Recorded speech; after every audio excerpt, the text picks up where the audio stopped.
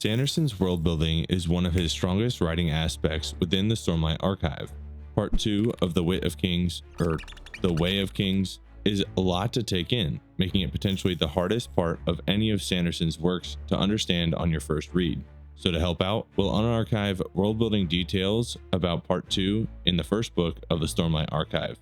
This video will only cover the Stormlight Archive to the end of the second part of The Way of Kings, the first book in the series.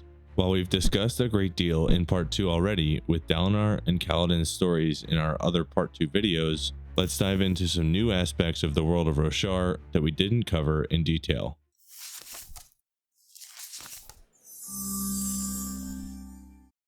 As we've discussed in the previous videos, there are things you're simply in the dark on this early in the book, especially if this is your first read-through. The epigraphs of Part 2 are another example of text you're not supposed to understand yet. If you've read the rest of Sanderson's Cosmere before coming to the Stormlight Archive, you should recognize some names and terms throughout these epigraphs, which can be compiled into a letter. The author and recipient of the letter are not stated explicitly, and we don't know who they are by the end of this first book alone. This letter style is a recurring style of epigraphs for the other books in the Stormlight Archive, accounting for the epigraphs of at least one part of each of the books, so you will learn more about them through further reading. Within the novel we know as The Way of Kings, there is a book in-world called The Way of Kings, written by an ancient king named Noadon. This is another theme of the Stormlight Archive, where each novel has an in-world equivalent text. While the name may not be exactly the title of the novel on Earth, the in-world book will play a pivotal role in at least one character's arc through the novel. We see that here in Dalinar's experience as he studies the text of The Way of Kings after his brother's final message to him was a quote from the Radiance guidebook. We don't know much about the contents of the in-world book, but we know it would disagree with Sadeas's notion that bridgemen aren't worth as much as an armored soldier. It also includes parables describing the nature of being a ruler and leader in pursuit of making others' lives better. The King's Wit is a man we have seen very little of so far, but he knows a lot for someone who is a court jester. Aside from warning Dalinar of the rumors circulating through the Light Eyes, Wit encourages Dalinar to think of Renarin more highly, saying he's stronger than he seems. Wit also expresses disdain for Sadeas, which leads Adolin to like this King's Wit more and more. The King's Wit is actually a position of old tradition, and while it is legal to assassinate one, the killer would forfeit any title and lands, regardless of the insult's thrown. This iteration of Wit wears a black uniform, and according to Adolin, is more mysterious than any of Elhokar's previous Wits, and certainly lays into the Light Eyes at the feasts as they arrive. Wit seems to be an ally to our point of view characters, given the little we know of the man so far, but it's not yet clear how he will impact the story going forward. Speaking of the Light Eyes, a caste system is entrenched in Alethi society as they segregate based on eye color and bloodline heritage. There are 10 separations of Dawn for Light Eyes and 10 separations of Non for Dark Eyes. Kaladin's father, Lirin, is of the second Non, making him a dark-eyed citizen with more rights than most dark-eyed people, including the right of travel. The Huntmaster on the Shattered Plains is of the first Non, meaning he could even marry into a light-eyed family. In the Chasms, Kaladin finds the body of a light-eyed officer of the 7th Dawn, a lower position that is landless and attached to a more prestigious officer.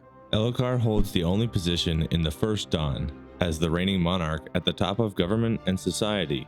This caste system stems from Vorinism, so other countries like Yakaved, Kharbranth, and Thalana follow the same system. But aside from this caste system, the Alethi society has undergone significant change since Gavilar's death. In fact, the unification of Alethkar is a relatively recent event in the country's history. For centuries, the High Princes were the highest authorities in their princedoms, and there was no king ruling over each of them. Dalinar makes this point quite clear, as he believes the Alethi monarchy is in most danger while Elhokar is king, the heir of the original unifying monarch. Despite the unification under Gavilar's and now Elhokar's rule, the High Princes look for ways to maintain their independence, still holding on to their old ways. Within the princedoms, rule is passed by bloodline to male heirs, which is evident with Dalinar's planned abdication to Adolin, as well as Elhokar becoming king 6 years ago, despite being younger than his sister Yasna. In the Kholin war camp, they employ an honor guard called the Cobalt Guard, which protects them as they move throughout the war camps and while on the battlefield. We learn that though the Alethi hold many shards, they are not invulnerable on the battlefield. They can be quickly overwhelmed on a plateau, hence the need for the Cobalt Guard to protect Dalinar and Adolin despite their powerful shards. Sadeas only has shard plate, and he is needed to retreat on several occasions when the Parshendi bring their full shard bearers or risk defeat due to the power of the shard blade. The Parshendi forces are formidable foes, as we've seen from both Kaladin and Dalinar's perspectives.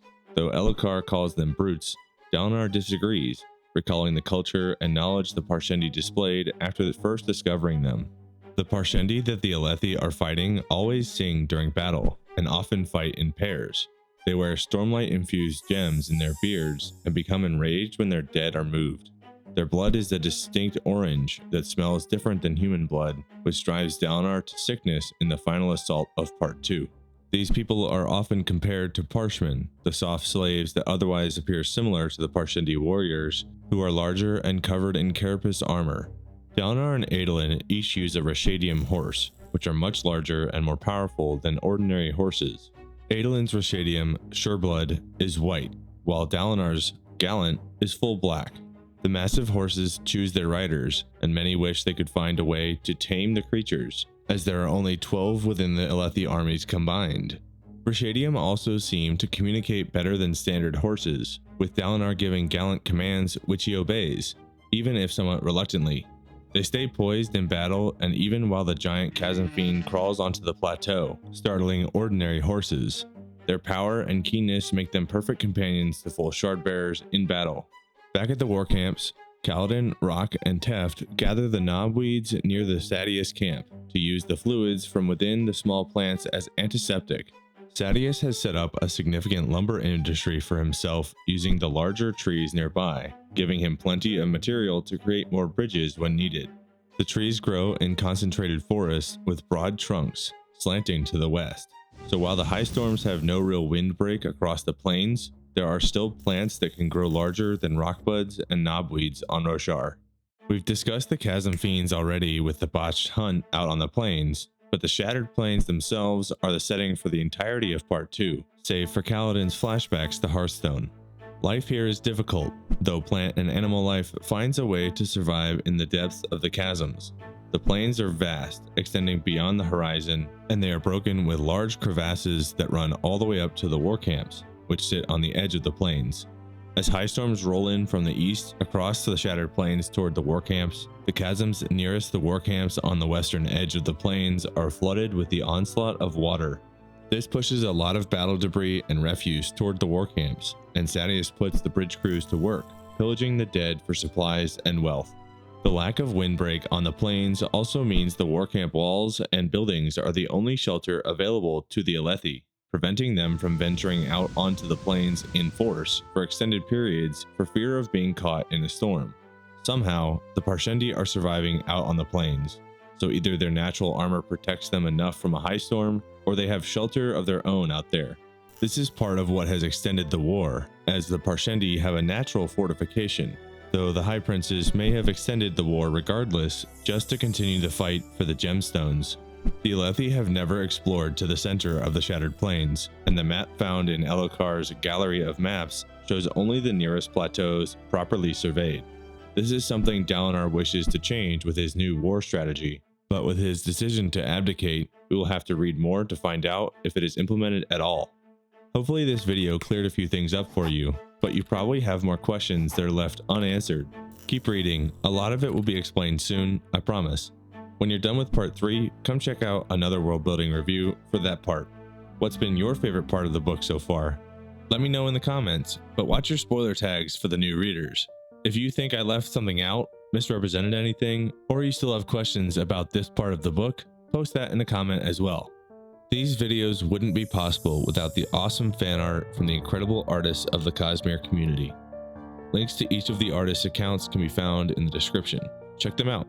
Thank you so much for watching, and make sure to like and subscribe for future videos. After all, we need to unarchive all these secrets.